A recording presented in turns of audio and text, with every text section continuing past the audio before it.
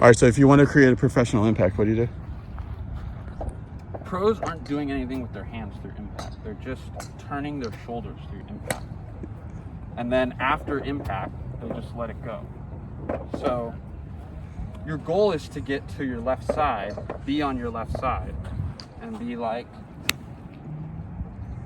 hitting the ball like that. If you are doing any kind of like unhinging at the ball,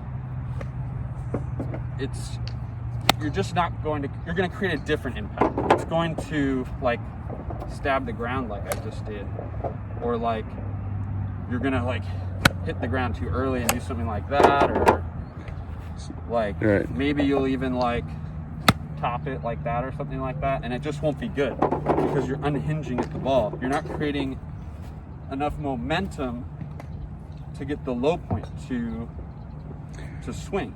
So, but I feel like I get a more professional impact when I take it back shorter. So I feel like in order to have some speed from such a short position, I have to like use a lot of like wrist back, wrist through. So how do you have such a short backswing but then still get speed through the ball? And I think that really helps your impact. Well, I'm just telling myself I want speed, but I'm not going to compromise my wrist.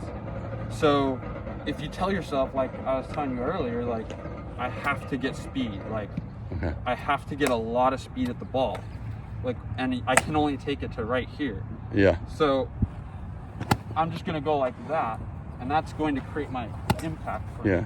So you get the speed, but you won't compromise the wrist condition. No. Yeah. Right. Like we're creating as much speed as humanly possible right at the ball. And then if you do that over and over, the low point will even itself out because the momentum of the club is too much for you to then overtake and put a different low point on it.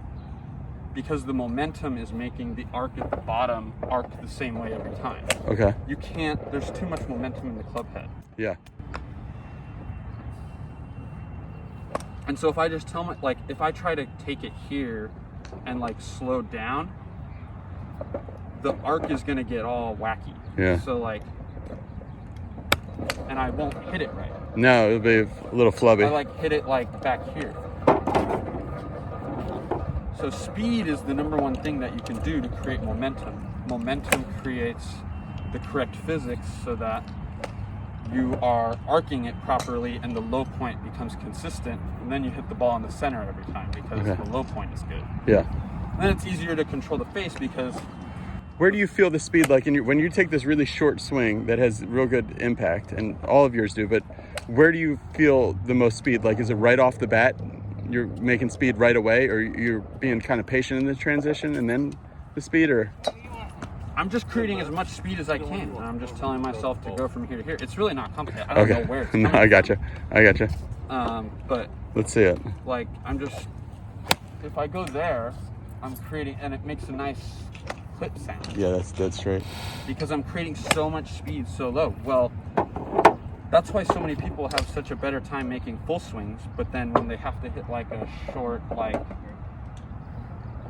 in between swing, they hate it because they try to make like a full swing and then they try to like...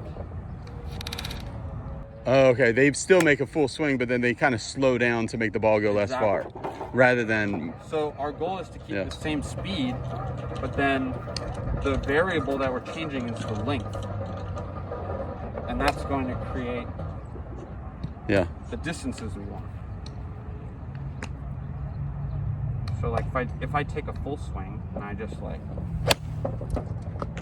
that's automatic. Like, that's really good. A lot of golfers can do that. Can take a full swing and hit the ball, and solid. It's gonna go good. Yeah. But the next step of really controlling how far your ball goes is, you just have to find a system to make sure that you're always creating that speed. Yep. So now do one a little shorter than that. So effort-wise, it's going to be the same effort. You're just going to give yourself a different stopping point at the top. Sort of, yeah. I mean, I'm still going 100% speed. Yeah. And I have to make sure I get that speed at the ball. So. Oh yeah, that's great. How many yards of difference is that in carry, those two shots we just saw? Probably like 15 yards or so. Oh wow. Okay. Not much. But if I'm going to a second speed, I still am creating speed at the ball. So second speed is so you have two speeds. So you have one is basically full hit from different lengths. That's speed one, and then speed two is about 80% effort. Is that right? I guess so. It just feels like a little less effort. I don't really know what it is, but I know that I've worked on it so much that it's going to create the correct yardages out there. And so, like, if I go speed two, I still need to create speed at the ball. I'm slowing down overall my swing, but the speed at the ball will be the same. So we'll just like, I just like.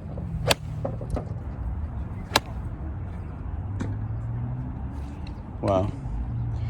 So I'm still like getting a lot of was speed. Was that 11 o'clock? Or was that basically like full? 9. That was like okay, 9 yeah. o'clock. Like I'm just pitching it. Yeah. And by creating that speed at the ball, I make sure that I get the clean impact. It's pretty much as simple as that. Cool. Can you grab this for a second and point it at me? I want you to critique what I'm doing. Because intellectually I can understand it, but I know when I try to do it in my body, it's getting hurt. So if I said right, so I want to be about here or so, but then from there try to figure out a way to get the most speed, right? Yeah, you're just creating speed at the ball. Okay.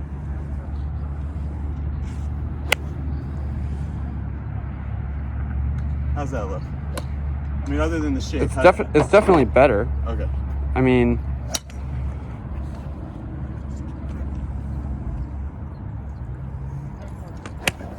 yeah, you can hear that. You know what I mean? Like, so. Is that not short enough for, because that, like, earlier you were giving me this challenge of like, no, really short, and that is like really well, it's just to give you the correct feel. So give me that kind of in rhythm correct feel again. So like, just go as short and as fast as possible and just stay in rhythm as you do it. And you see that you're clipping the ground like in a very similar place. Oh yeah. And the reason why you're doing that is because your momentum is too much for you to actually stop it. Because you're creating speed. Right.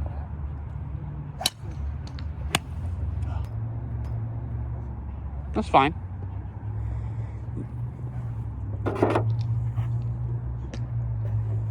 So if I want to try with this 6-iron, a 9 o'clock shot. We're gonna get all the speed there, right? But finish lower. Lower. Lower. So notice. Stop sooner or finish lower? What do you mean? Stop sooner and finish so lower. Slow motion. Basically, stop at the ball. You see how when you stop at the ball, what happens to your wrist angle? It gets like way in front of you. And when you do it with speed, you're guaranteeing that you hit the low point. So now you're controlling the face.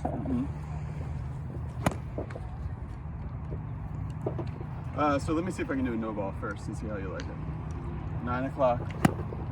About like that? Yeah. Okay.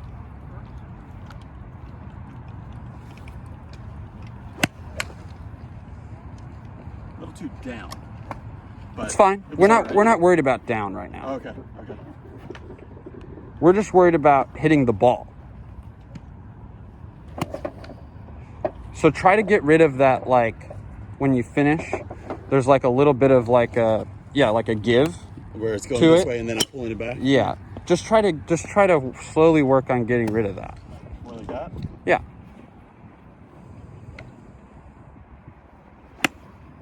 That's better. It's just not enough speed. That's why it falls out of the air so quick.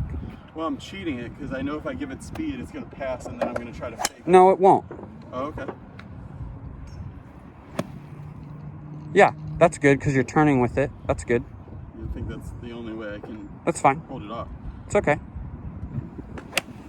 Yeah. Okay, and then what would be the secret sauce to make that from like an 11 or a full position and still have that good impact? Just the premise that you're creating speed at the ball. Okay, gotcha. And then once you create the speed at the ball, just keep going.